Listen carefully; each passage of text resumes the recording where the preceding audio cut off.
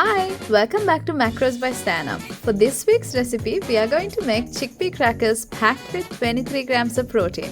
To make this, we need 100 grams of chickpea flour, a teaspoon of olive oil or any neutral oil, some spices of your choice, baking paper and lukewarm water.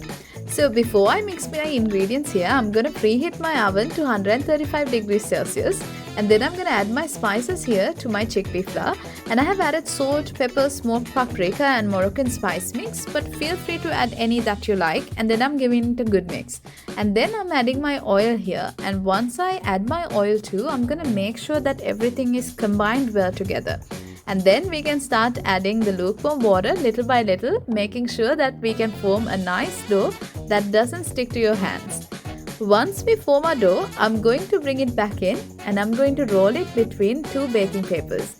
A little fun fact about chickpeas, they are known to be a great source of dietary and soluble fibers, which is really important to maintain a healthy digestive system.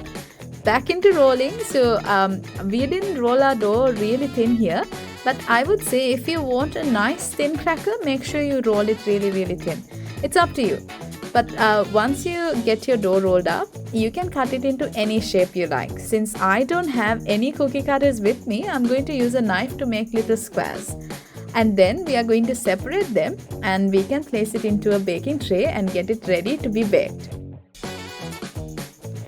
And then we are ready to put it into the oven for about 10 to 15 minutes. Based on your oven, the cooking duration can change, but once it is out of the oven, it is ready to be enjoyed. If you're on a bulk, this would be a great snack option because it's packed with protein and carbs both. But if you're on a deficit, I'd suggest you could portion it out. We'll be back with more macro-friendly recipes. Stay tuned. This is Macros by Stan.